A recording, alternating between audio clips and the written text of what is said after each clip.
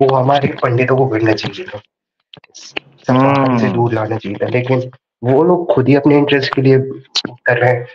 तो लेकिन आपने मतलब एकदम तहलका मचा के रखा है। मैं तो बस यही कहूंगा कि बहुत अच्छा काम कर रहे हैं, कंटिन्यू रखिएगा। अल्हम्दुलिल्लाह भाई। नहीं तो आपके बहुत थ्रू शुक्रिया। बहुत लोग मतलब बहुत लोगों की आंखें खुलेंगी। अभी तो मैं देखता हूँ कई लोग एक्स हिंदू बनते हैं। तो मैं तो चाहता हूँ कि मैं तो एकदम फ्री रहूँ, मैं किसी धर्म में न रहूँ। मतलब मैं एक चाहता हूँ मैं खुले मन से हर चीज को देखूँ। जैसे अब तो मैंने इतनी ये देख ली है ना कि सनातन धर्म में यार क्या क्या हो रहा है, तो मुझे तो मन ही नहीं करता कहीं जाने का। अब मैं सोचता हूँ यार ये धार्मिक मामलों से दूर रहो, इनको देखो और बस हंसो कि क्या ही इनका हम्म स्टेट हो गया है। हम्म तो हम्म मैं तो सोचता हूँ आपने भी बहुत अच्छा काम किया। जैसे मैं आपकी उस दिन शायद वो स्ट्रीम देख रहा था, उस पे एक कोई आया था, पता नहीं कौन था, आपको गाली देने लगा था आते आते। मैं मुझे तो बस देख के ही हंसी आई थी कि ये इस व्हाट्सएप यूनिवर्सिटी से पढ़ के आया होगा, उसको क्या लगा होगा कि आते आते गाली देने लगा। तो फिर हम्म। मैंने सोचा यार ये ऐसे ही रेडिकलाइज है, इन पे छोड़ो, हंसो और इनको छोड़ दो बस। बिल्कुल मैं तो बिल्कुल ऐसा ही है। मैं तो बहुत देखता हूँ ऐसे कि क्या ही चल रहा है, आप क्या ही कहें इसमें।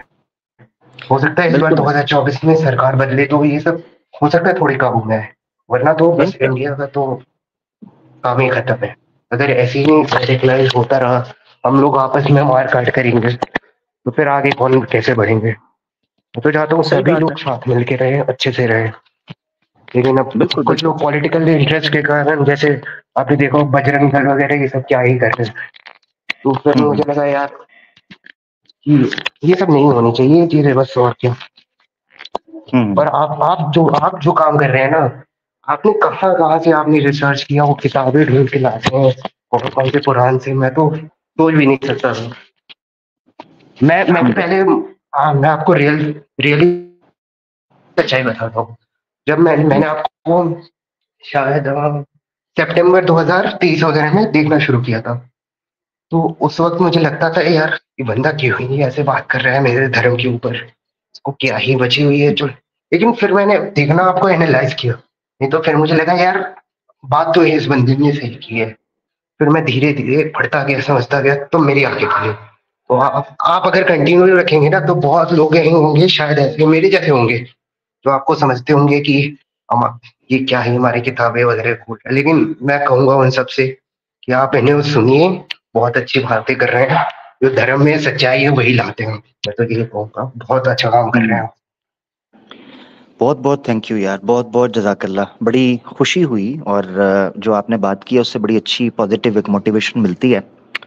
और जब आप जैसे और मैं भी भाई आपसे यही कहूंगा कि आप ये जो रेडिकलाइज बन रहे हैं ना, इनको सीरियस मत लिया करिए थोड़ा।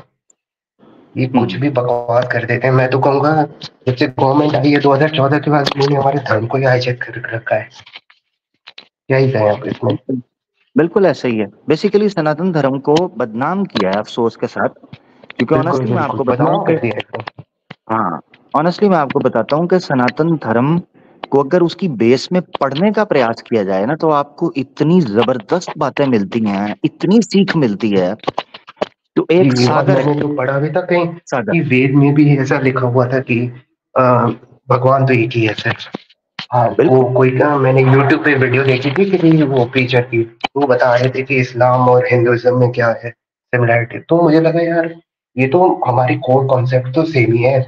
ऊपर से ये जो फैब्रिकेशन किया गया, बस वो थोड़ा उन्होंने रीति रिवाज चलते आए, तो उन्होंने पंडितों ने ब्राह्मणों ने ये सब कर दिया, जिसके कारण ये हम्म। सब हुआ है। वरना हमारे कोर कॉन्सेप्ट्स तो एकदम सेम ही है। और ये बिल्कुल। जो आज की पैदाइश है ना, ये जो व्हाट्सएप यूनिवर्सिटी वाली एकदम कट्टर ये जो पैदाइश है, इसको तो मैं कहूंगा यार इन लोगों को सुधरना चाहिए और अपना फ्यूचर देखना चाहिए। धर्म वगैरह हम्म। में कुछ नहीं रखा है, बिल्कुल अपना फ्यूचर देखो, छोड़ो इन सब बातों को, आपस में मिलजुल के रहो, बस सही से रहो और क्या। जबरदस्त, बिल्कुल ऐसे ही है।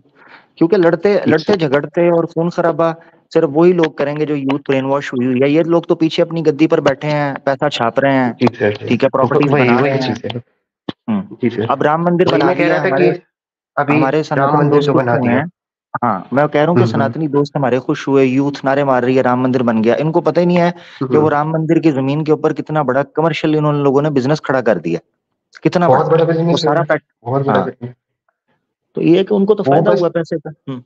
लैंड डील वगैरह अयोध्या वालों को फायदा हुआ है थोड़ा, क्योंकि लैंड वगैरह बच गई है। और इनको हुआ है वोट बैंक का फायदा, कि इनके बिल्कुल। वोट्स बढ़े हैं, और कुछ नहीं हुआ है ज्यादा।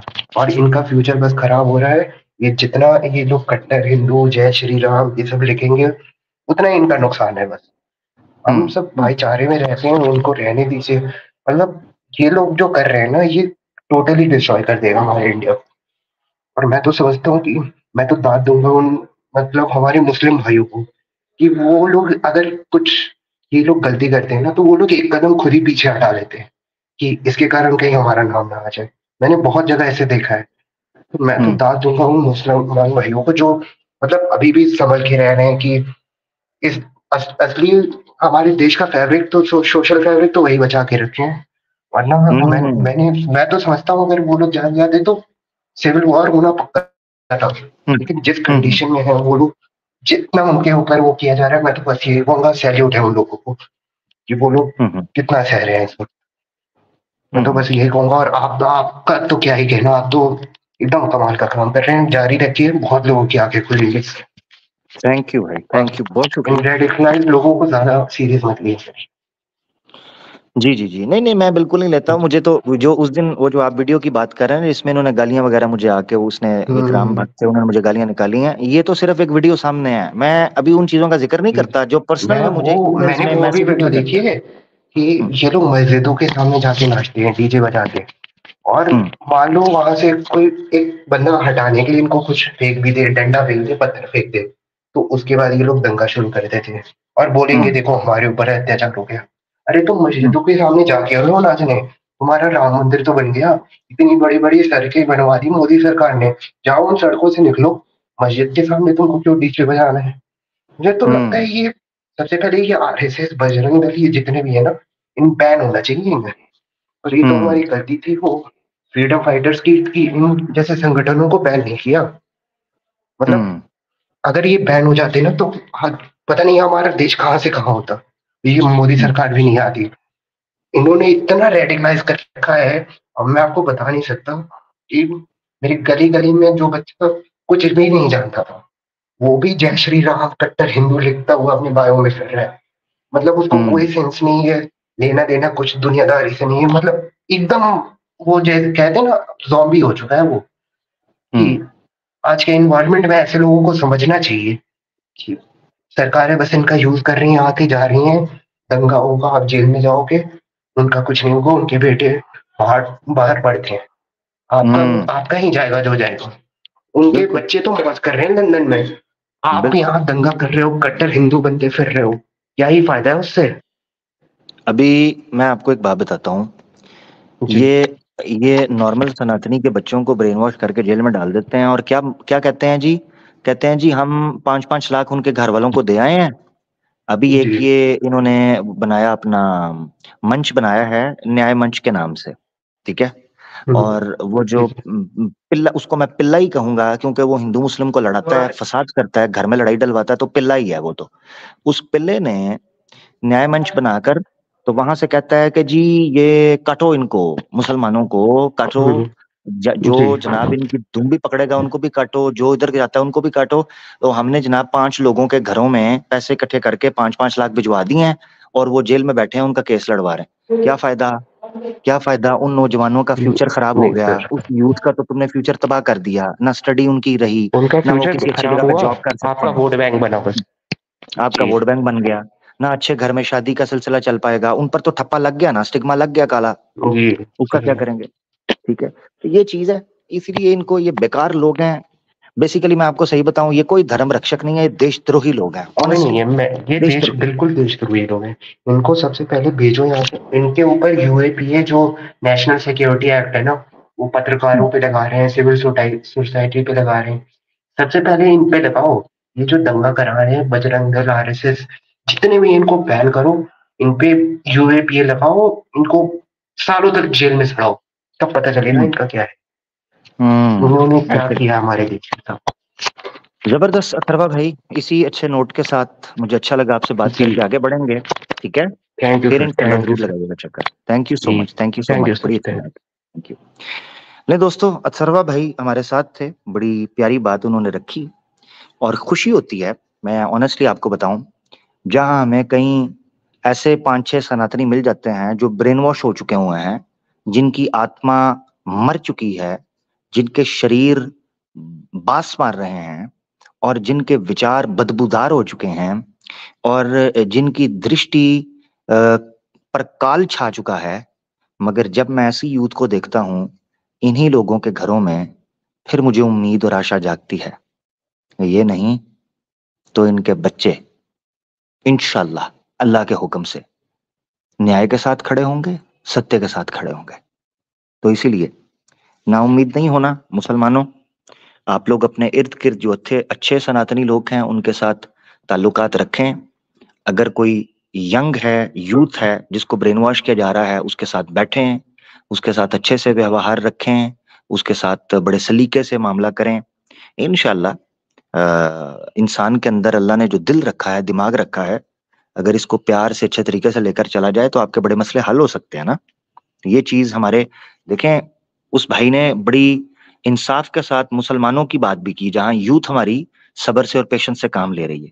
तो ये आपने याद रखना है, कोई दिक्कत नहीं, मुश्किल हालात हैं, टफ डिसीजन लेने होंगे, यूनिटी शो करनी होगी और यूनिटी को साथ लेकर अदल और इंसाफ की बात रखनी होगी, जस्टिस के साथ चलना होगा। ये बड़ा जरूरी है। तो इंशाल्लाह आप देखिएगा तब्दीली आपको दिखाई देगी हमारे कई और लोगों के अंदर। दीदी मेरे ख्याल से ज्वाइन किया है, तो दीदी को मैं प्रायोरिटी देते हुए ले रहा हूँ, क्योंकि हमारी बहन है, उनको पहले ले लेता हूँ और हमारे जो भाई हैं फिर उनको मैं लेता हूँ आहिस्ता आहिस्ता। तो बुरा मत मानिएगा भाइयों, आप ही की दीदी हैं, उनको ले रहा हूँ जी। जी दीदी अस्सलाम स्वागत। वालेकुम आमिर भाई। वालेकुम अस्सलाम वरहमतुल्लाहि वबरकातुहू। दीदी अब ना आपने ना इसका जो उच्चारण है, उच्चारण वो भी ठीक करना है, तो फिर देखिएगा क्या मिर्ची लगती है, ठीक है दीदी?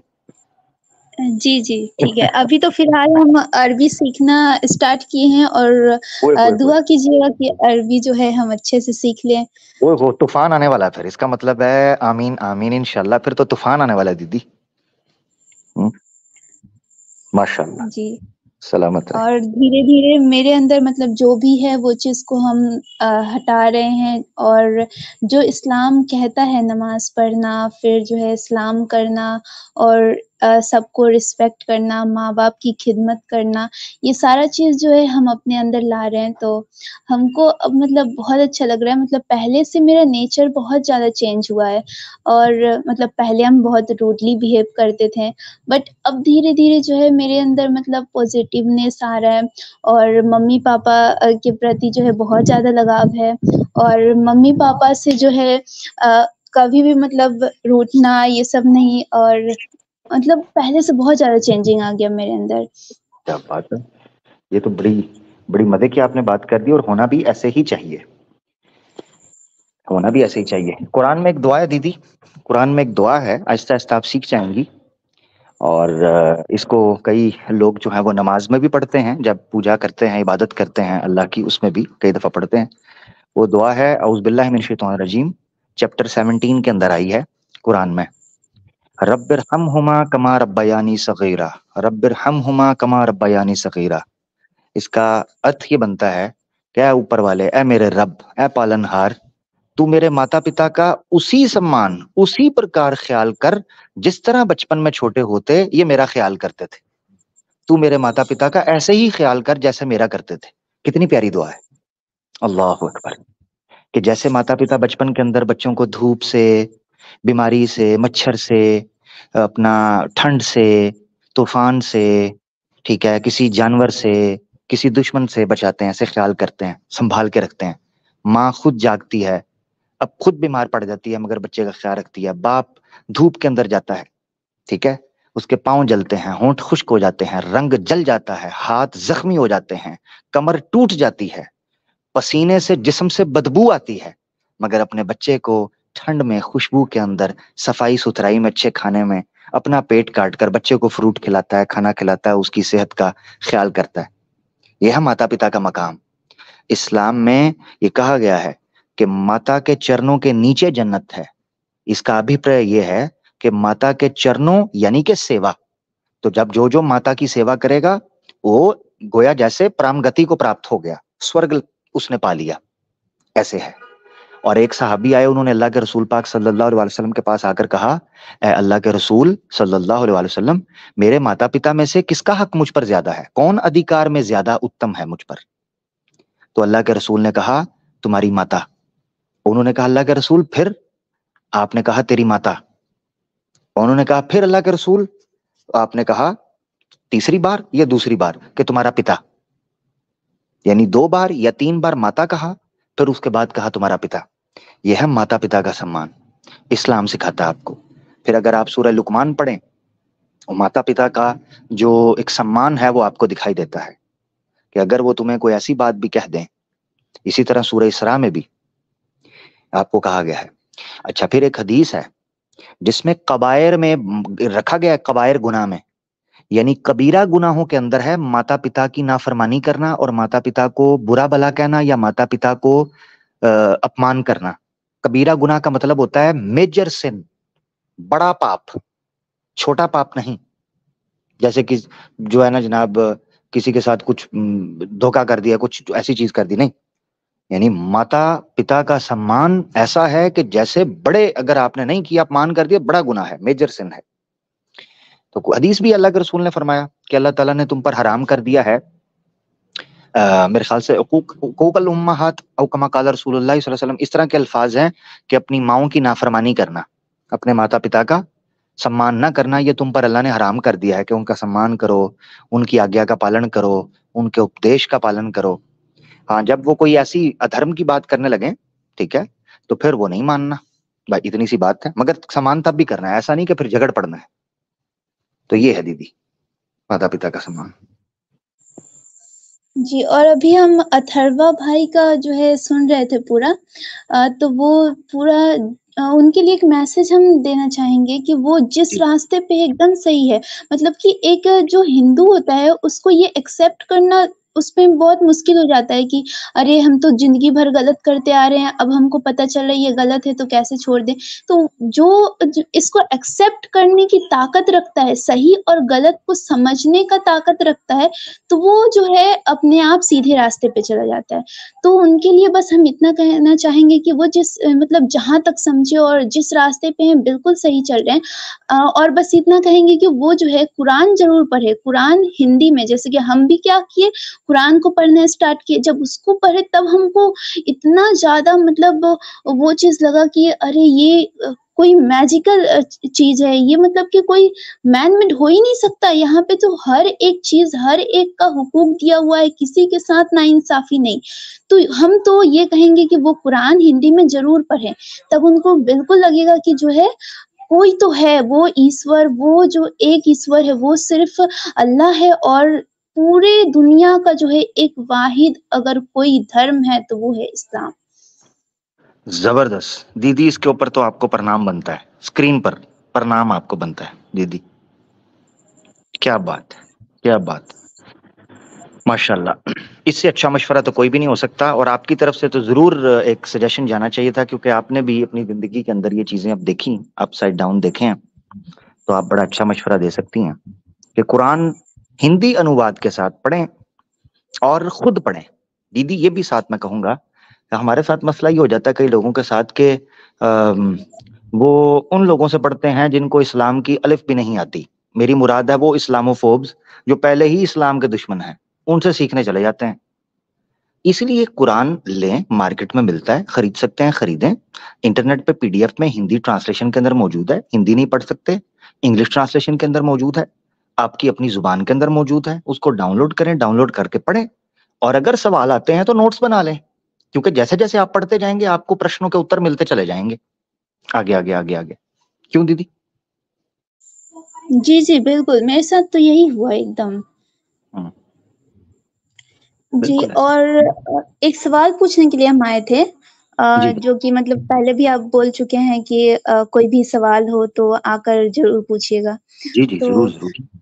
जी, ये एक गिंजा रब्बा नाम का कोई ऐसा बुक है क्या जिसमें कि मतलब मोहम्मद सल्लल्लाहु अलैहि वसल्लम जो मिराज के सफ़र में गए थे वो चीज़ पहले से उसमें था और ऐसा कहा जाता है कि मोहम्मद सल्लल्लाहु अलैहि वसल्लम मिराज के सफ़र में गए, इसको जो है कॉपी पेस्ट करके जो है बताया गया बाद में, क्योंकि हमको तो ये बिल्कुल भी गलत लगता है और ऐसा हो ही नहीं सकता।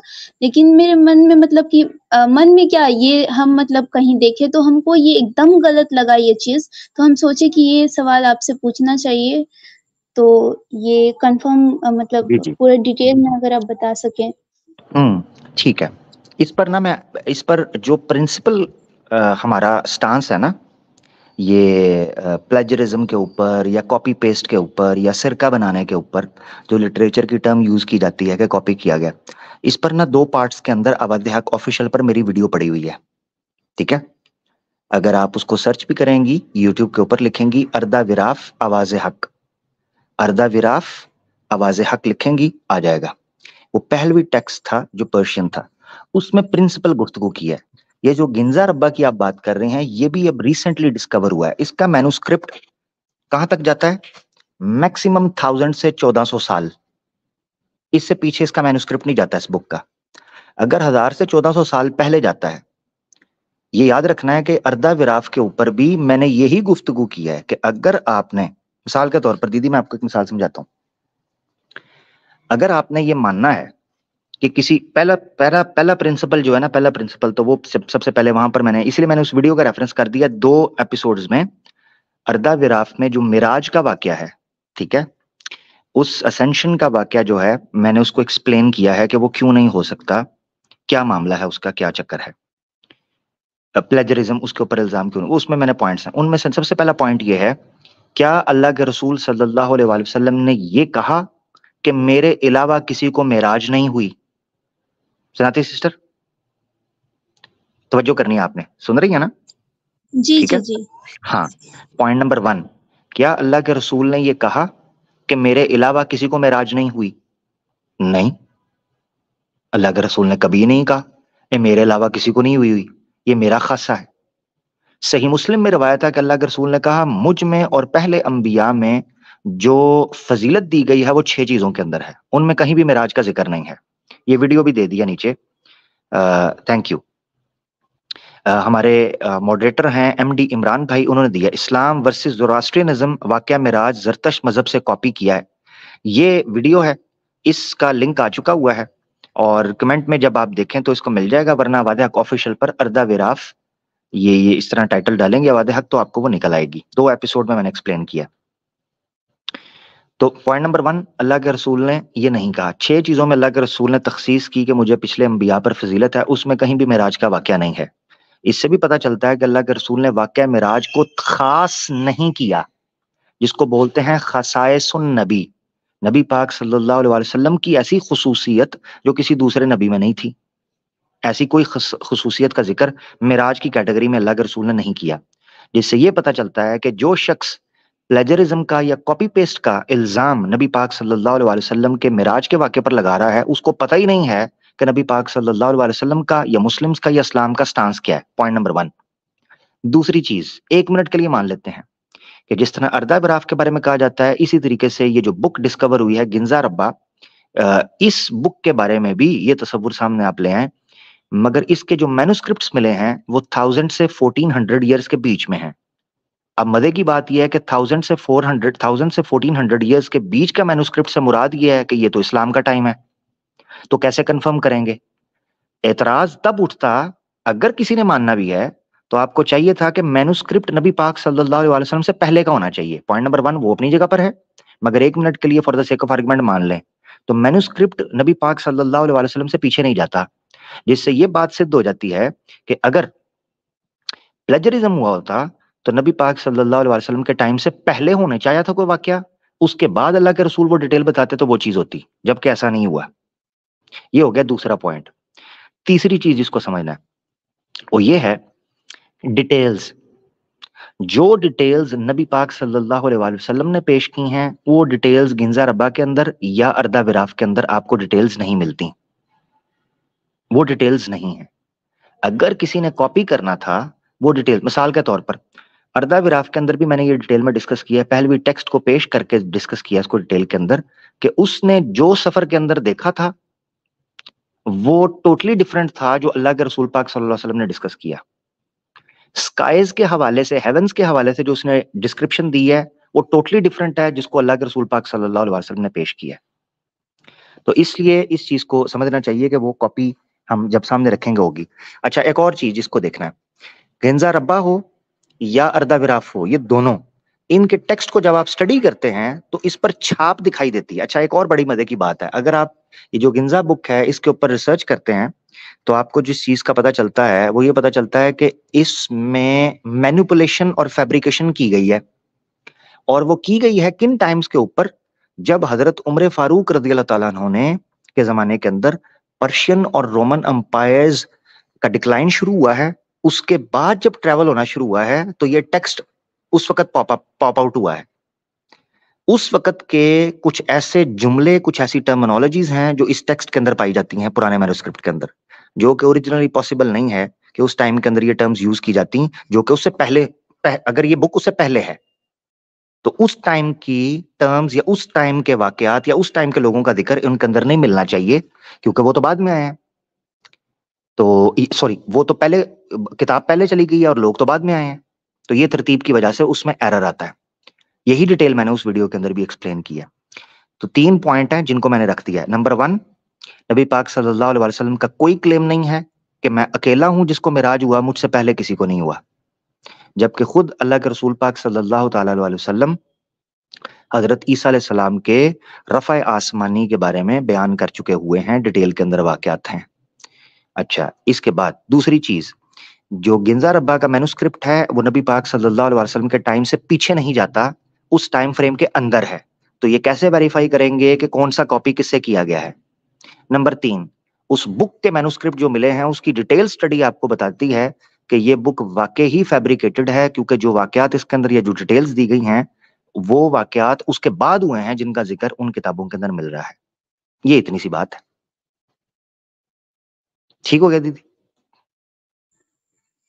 जी, जी, बिल्कुल ये चीज़ मेरा क्लियर हो गया है। थैंक यू, अल्हम्दुलिल्लाह। कुछ और बात आपने और करनी है तो फिर जी जी जी बोलो। जी बोलना था कि वो ये जो लाइव स्ट्रीम है आपका, कभी सुबह में मतलब कि दोपहर के टाइम, दिन के समय भी कर लिया कीजिए, क्योंकि हाँ हाँ। काफ़ी लोग ऐसे भी हैं मेरे फ्रेंड सर्कल में भी, और भी बहुत सारे ऐसे होंगे जो कि लाइव आकर जो है अपने सवाल रखना चाहते होंगे, जो भी प्रॉब्लम होगा उनका वो डिस्कस करना चाहते होंगे और उनके पास टाइम नहीं रहता होगा रात को, तो जिस कारण सुबह में भी कभी-कभी कर लिया कीजिए, दो मतलब इंशाल्लाह मैं, हाँ दीदी, मैं आज स्टार्ट के अंदर ये बात रख रहा था कि मेरा इरादा है, क्योंकि मैं वेडनेसडे को अब रात की स्ट्रीम नहीं करूंगा, तो क्वाइट पॉसिबल कि मैं ना कम्युनिटी में पोल डालूंगा, आबाद हक ऑफिशियल की कम्युनिटी पे मैं एक पोल डालूंगा। तो अगर जो लोग आबाद हक ऑफिशियल को अभी तक सब्सक्राइब नहीं किया हुआ तो उसको सब्सक्राइब कर लें, क्योंकि वहां पर वो कम्युनिटी पोल मैं डाल दूंगा। उस पोल में जितने ज्यादा लोग बता देंगे उतना ज्यादा मुझे अच्छा रहेगा, अंदाजा हो जाएगा। तो फिर मैं कोई दिन फाइनल करके ना, एक दिन, क्योंकि एक दिन मेरा वीक में नाइट की जो लाइव स्ट्रीम है वो खत्म हो रहा है, तो मेरे पास अपॉर्चुनिटी होगी कि मैं दिन के टाइम जो कोई ऑडियंस है उनके साथ इंटरेक्ट कर सकूं। तो मैं ये पहले जिक्र कर रहा था, मैं इंशाल्लाह दिन को रखूंगा। डन करते हैं, इंशाल्लाह दिन को कोई स्ट्रीम रख लेंगे। मगर दीदी होगी वो ब्रीफ और शॉर्ट, यानी उसको कोशिश करूंगा कि वो बड़ी टू द पॉइंट हो। उसकी वजह यह है कि दिन को फिर जारी बात है कि सबके पास टाइम थोड़ा कम कम होता है, खासतौर पर पाकिस्तान इंडिया के जो लोग हैं अपने जॉब्स में, अपने घर के कामों में फिर मसरूफ होते हैं, तो इस तरह मैनेज कर लेंगे, कोई दिन निकालेंगे इंशाल्लाह। जी, जी, बिल्कुल। और ये जो मेरा सवाल था वो तो एकदम क्लियर हो गया, और इससे एक और ये चीज़ भी निकल के आता है कि हिंदू ग्रंथ जितना भी है, वो सब मतलब बाद के समय में लिखा गया है, अंग्रेज़ों के टाइम के समय में, और इसको जो है टाइम को बैक करके सतयुग, त्रेता युग ऐसे करके बताया जाता है। लेकिन जब इस पे रिसर्च करके पूरा देखा जाता है, तो वो जो है अंग्रेज़ों के काल के समय में हाल-फिलहाल में लिखा गया है, ऐसा दिखाई देता है। नहीं, इसमें कोई शक नहीं है कि जो सारे शास्त्र नहीं, मगर कुछ बड़ी तादाद के पुराना या इतिहास कुछ ऐसे हैं जिनसे आपको पता चलता है कि ये तो कम से कम बाद के लिखे हुए हैं, रिकवर हुए हैं बाद में। अब जो पहले के थे वो आपको क्यों नहीं लगता, मसलन वेदास हैं, उसके ऊपर काम हुआ है, तो आपको क्यों लगता है कि वो, आपको दिखता है कुछ इशारे मिलते हैं, यानी जो वैसे श्री राम आचार्य जी हैं, या इसी तरीके से और मैक्स म्यूलर ने अगर इकट्ठा किया, चलो वो तो नॉन हिंदू था, उसके ऊपर इतराज, यानी नॉन इंडियन है तो उसके ऊपर इतराज उठा सकते हैं। मगर जिन लोगों ने भी ज्यादातर ये बात की है तो उन्होंने वेदास के अंदर इतिहास को माना है। ये आर्य समाजी उठे, उन्होंने कहा कि वेदास के अंदर इतिहास नहीं है, तो उन्होंने मुख्तलिफ किस्म के अर्थ करना